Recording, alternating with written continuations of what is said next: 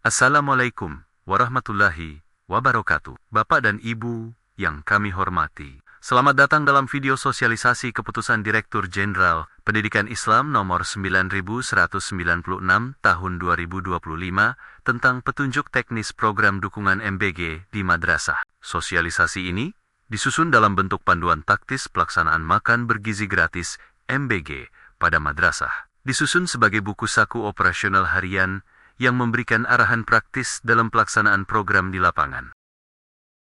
Program makan bergizi gratis hadir sebagai bagian dari misi strategis Presiden Indonesia untuk memutus rantai malnutrisi dan mendukung terwujudnya Indonesia Emas 2045.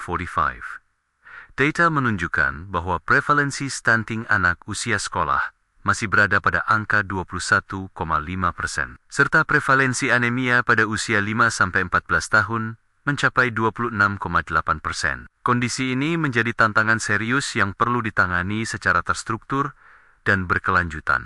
Melalui program MBG, pemerintah menargetkan penurunan prevalensi stunting nasional hingga 14,2% pada tahun 2029.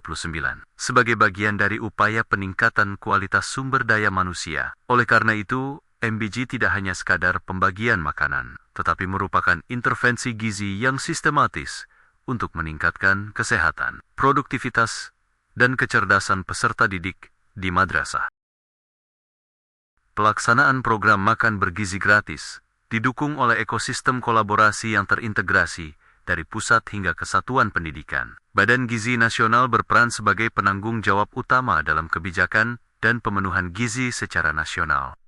Satuan Pelayanan Pemenuhan Gizi SPPG bertugas sebagai unit penyedia yang memproduksi dan mendistribusikan makanan sesuai standar yang telah ditetapkan.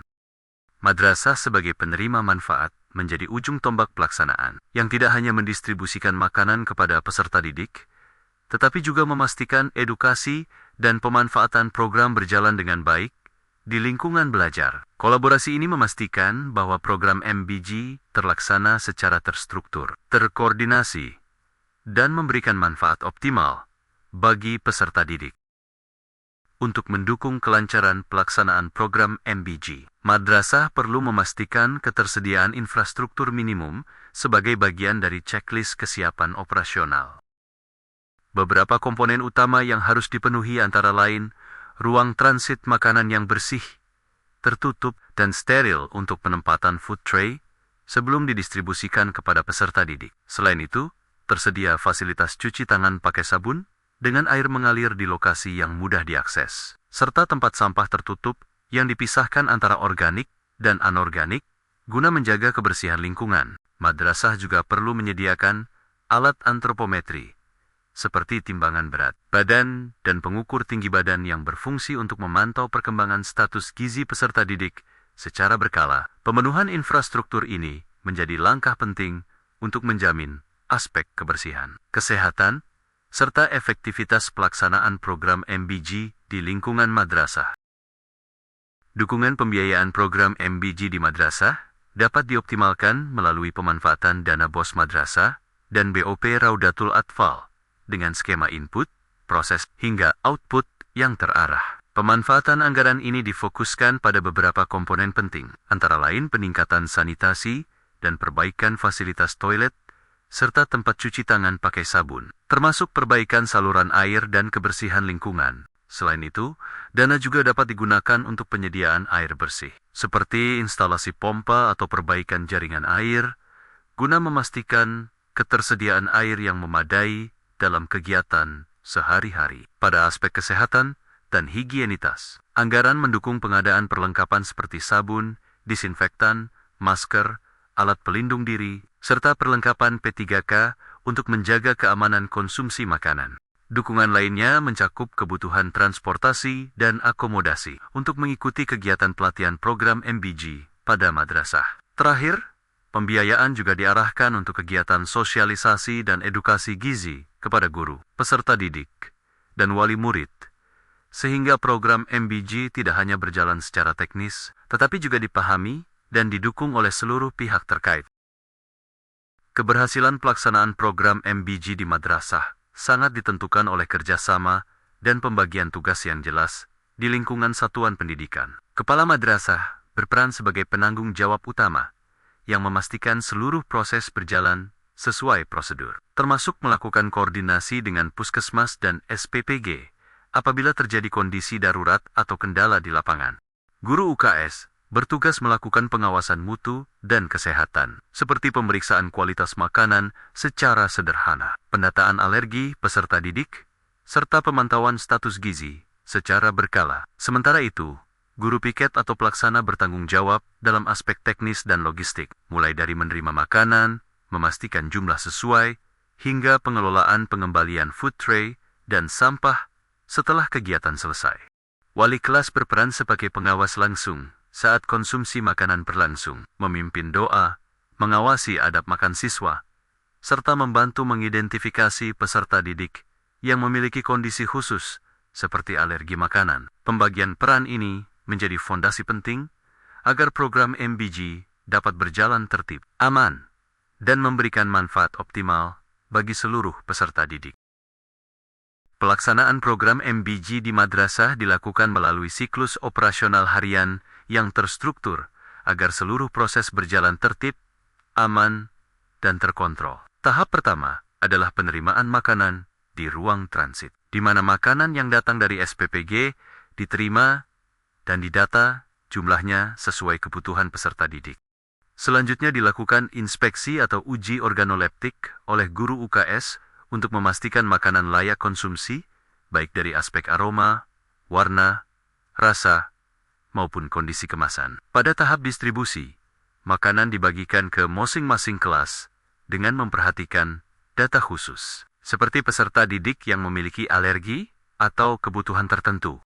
Tahap berikutnya adalah konsumsi dan edukasi, di mana siswa makan bersama dengan pengawasan wali kelas sambil dibiasakan menerapkan adab makan, kebersihan, dan pola hidup sehat. Terakhir, seluruh food tray dan sisa makanan dikumpulkan kembali dalam kondisi tertutup untuk dikembalikan ke SPPJ sebagai bagian dari prosedur kebersihan dan pengelolaan operasional harian. Ketepatan waktu dan ketepatan sasaran menjadi bagian penting dalam pelaksanaan program MBG di madrasah. Untuk jadwal pelaksanaan, makan pagi diperuntukkan bagi peserta didik RA dan madrasah ibtidaiyah kelas 1 sampai 3. Sedangkan makan siang diberikan kepada madrasah ibtidaiyah kelas 4 sampai 6, MTS, serta MA dan MA kejuruan. Selain pengaturan waktu, wali kelas memiliki peran penting dalam memastikan makanan diterima oleh peserta didik yang tepat dan sesuai kondisi masing-masing. Wali kelas wajib mendata serta memberikan penandaan khusus pada food tray siswa yang memiliki alergi makanan, intoleransi makanan seperti laktosa, maupun fobia terhadap jenis makanan tertentu. Pendataan ini bertujuan untuk meminimalkan risiko kesehatan serta memastikan seluruh peserta didik dapat mengikuti program MBG dengan aman dan nyaman. Sebelum makanan didistribusikan ke kelas, dilakukan uji organoleptik sebagai gerbang utama pengamanan kualitas makanan dalam program MBG.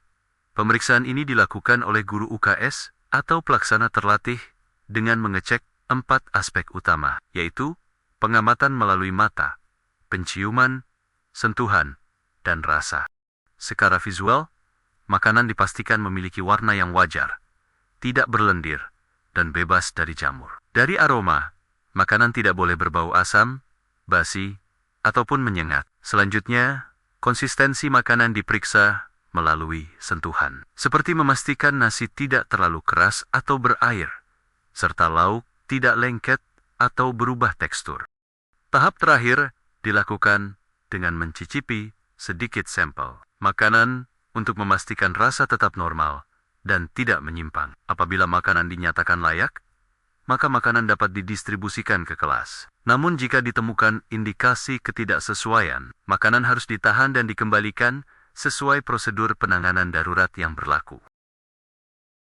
Pelaksanaan program MBG juga menjadi sarana pembiasaan adab dan perilaku hidup bersih di lingkungan madrasah. Sebelum makan, peserta didik dibiasakan mencuci tangan pakai sabun secara bergantian, mendengarkan edukasi gizi singkat dari guru pendamping, serta memulai kegiatan dengan doa bersama. Saat makan berlangsung, siswa diarahkan untuk menggunakan tangan kanan, duduk dengan tertib dan sopan, serta menjaga suasana tetap tenang tanpa mengganggu teman ataupun berbicara berlebihan. Setelah makan selesai, peserta didik kembali dibiasakan untuk berdoa sebagai bentuk rasa syukur, merapikan sisa makanan dan sampah pada food tray, serta mengumpulkan food tray di titik yang telah ditentukan. Melalui pembiasaan ini, program MBG tidak hanya berfokus pada pemenuhan gizi, tetapi juga membentuk karakter disiplin, tanggung jawab, kebersihan, dan adab peserta didik dalam kehidupan sehari-hari. Dalam pelaksanaan program MBG, madrasah juga harus memahami protokol penanganan insiden apabila ditemukan makanan yang tidak layak konsumsi. Indikasi makanan bermasalah dapat diketahui melalui kegagalan uji organoleptik, seperti bau yang menyimpang, warna tidak normal, tekstur berubah, atau rasa yang tidak wajar. Selain itu, makanan juga dinyatakan tidak layak apabila kemasan dalam kondisi rusak atau terbuka, terdapat kotoran maupun serangga di dalam atau luar kemasan, serta telah melewati batas waktu konsumsi sehingga berpotensi basi. Apabila ditemukan kondisi tersebut, makanan harus segera dipisahkan dan tidak boleh didistribusikan kepada peserta didik. Madrasah segera berkoordinasi dengan SPPG untuk meminta penggantian makanan serta membuat laporan insiden sebagai bagian dari pengawasan dan evaluasi pelaksanaan program MBG. Bapak atau Ibu, slide berikut ini menjelaskan tentang protokol insiden 2, penanganan keracunan pangan. Ini adalah SOP darurat yang harus dipahami seluruh petugas madrasah agar penanganan dilakukan cepat, tepat, dan tidak menimbulkan kepanikan. Gejala yang perlu diwaspadai antara lain mual, muntah, diare, serta kram perut yang muncul sesaat atau setelah siswa mengonsumsi makanan MBG. Langkah pertama adalah isolasi dan pertolongan pertama. Siswa yang mengalami gejala segera dipisahkan ke ruang UKS atau ruangan yang memiliki ventilasi baik. Pastikan siswa beristirahat dan diberikan air minum secukupnya untuk mencegah dehidrasi ringan.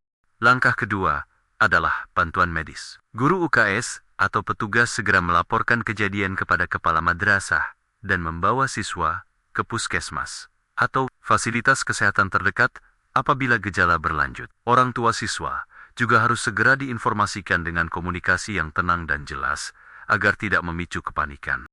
Selanjutnya, langkah ketiga adalah mengamankan barang bukti.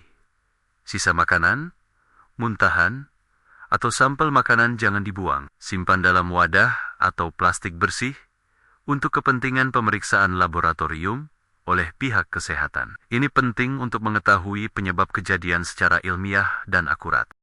Kemudian, langkah keempat adalah eskalasi pelaporan. Distribusi makanan harus dihentikan sementara sampai ada kepastian keamanan. Insiden wajib dilaporkan kepada SPPG, Kementerian Agama Kabupaten atau Kota, dan Kanwil Provinsi sebagai bagian dari pengawasan dan evaluasi program. Bapak atau Ibu, yang paling penting dalam kondisi seperti ini adalah bertindak cepat, menjaga ketenangan, dan mengikuti standar operasional prosedur. Dengan prosedur yang jelas, keselamatan siswa dapat terlindungi dan kepercayaan masyarakat terhadap program MBG tetap terjaga. Bapak atau Ibu, pada slide berikut ini dijelaskan protokol insiden 3, yaitu penanganan apabila terjadi keterlambatan logistik maupun kondisi darurat yang memengaruhi pelaksanaan program MBG di madrasah. Kita memahami bahwa dalam pelaksanaan di lapangan bisa saja terjadi kendala, seperti kendaraan terlambat, cuaca buruk, atau bahkan bencana alam. Karena itu, madrasah harus memiliki langkah antisipasi yang jelas. Pada skenario A, yaitu keterlambatan ekstrem atau makanan basi di perjalanan, prinsip utamanya adalah keselamatan siswa lebih penting daripada memaksakan distribusi. Jika makanan sudah melewati batas waktu konsumsi atau terindikasi tidak layak, maka seluruh logistik harus dikembalikan ke SPPG dalam kondisi utuh dan tidak boleh dibagikan kepada siswa.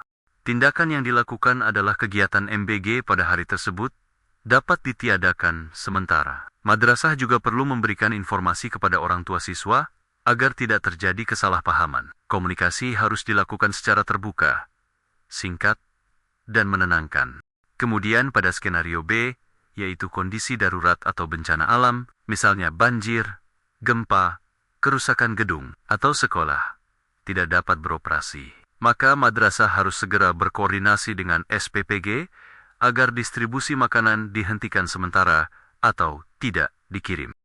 Selain itu, kepala madrasah wajib membuat laporan kejadian kepada Kementerian Agama sebagai bentuk dokumentasi dan evaluasi pelaksanaan program. Bapak atau Ibu, dari slide ini kita belajar bahwa program MBG bukan hanya soal distribusi makanan, tetapi juga tentang kesiapsiagaan dan manajemen risiko. Dengan SOP yang jelas, setiap kendala dapat ditangani secara tertib, aman, dan bertanggung jawab tanpa mengorbankan keselamatan peserta didik.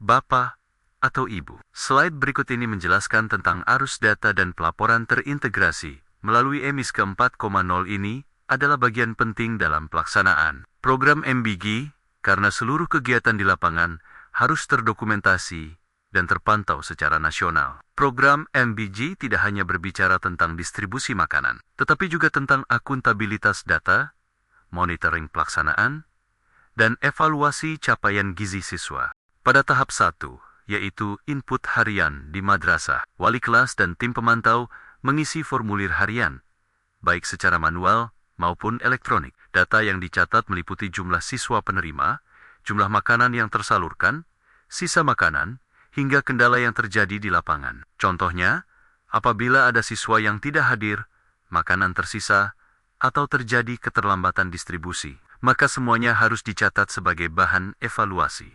Selanjutnya, pada tahap 2, operator madrasah melakukan pemutakhiran data di EMIS ke-4.0 data yang telah dikumpulkan, kemudian diinput ke sistem pusat secara berkala. Oleh karena itu, operator EMIS memiliki peran penting dalam memastikan data yang dikirim benar, lengkap, dan tepat waktu. Kemudian pada tahap 3, kantor Kementerian Agama, kabupaten, atau kota melakukan review dan verifikasi. Data dari madrasah akan diperiksa kelengkapannya, termasuk kualitas pelaksanaan program di lapangan. Jika ada ketidaksesuaian atau laporan yang belum lengkap, maka madrasah akan diminta melakukan perbaikan data. Dan pada tahap 4, seluruh data akan masuk ke dashboard nasional MBG. Data tersebut digunakan sebagai dasar monitoring nasional, evaluasi program, hingga pengambilan kebijakan terkait pemenuhan gizi peserta didik di Indonesia. Bapak atau Ibu, dari slide ini kita memahami bahwa ketelitian dalam pelaporan sangat menentukan kualitas program. Data yang akurat akan membantu pemerintah melihat kondisi nyata di lapangan, sehingga kebijakan yang diambil benar-benar tepat sasaran dan berdampak bagi peserta didik. Bapak atau Ibu, slide berikut ini menjelaskan bagaimana kita mengukur keberhasilan program MBG. Bukan hanya dari sisi operasional harian, tetapi juga dari dampak jangka panjang terhadap generasi peserta didik kita. Keberhasilan program dibagi menjadi dua bagian utama, yaitu indikator output dan indikator outcome. Yang pertama adalah indikator output atau kinerja lapangan. Ini merupakan ukuran keberhasilan yang bisa kita lihat setiap hari di madrasah. Misalnya, seluruh makanan tersalurkan dengan aman kepada siswa. Uji organoleptik dilakukan secara konsisten sebelum distribusi, dan sampah makanan dapat dikelola dengan baik tanpa menimbulkan lingkungan yang kotor atau berserakan. Artinya, dari sisi pelaksanaan, program berjalan tertib, higienis, aman, dan sesuai SOP. Hal-hal sederhana seperti ketepatan distribusi, kebersihan food tray, dan disiplin pencatatan data juga termasuk bagian dari keberhasilan operasional. Kemudian, yang kedua adalah indikator outcome atau dampak jangka panjang. Inilah tujuan besar dari program MBG. Kita berharap adanya peningkatan status gizi peserta didik. Misalnya berat badan lebih ideal, kondisi kesehatan lebih baik, dan siswa lebih aktif dalam belajar. Selain itu, program ini juga diharapkan membentuk budaya perilaku hidup bersih dan sehat atau PHBS di lingkungan madrasah. Anak-anak dibiasakan mencuci tangan, menjaga kebersihan, disiplin saat makan, serta menghargai makanan dan lingkungan. Jadi Bapak atau Ibu, MBG bukan sekadar program makan bersama. Ini adalah investasi jangka panjang untuk membangun generasi yang sehat, cerdas, disiplin, dan berkarakter. Karena itu, keberhasilan program ini tidak hanya diukur dari habisnya makanan setiap hari, tetapi dari perubahan kebiasaan, kesehatan, dan kualitas generasi masa depan yang kita bina bersama di madrasah.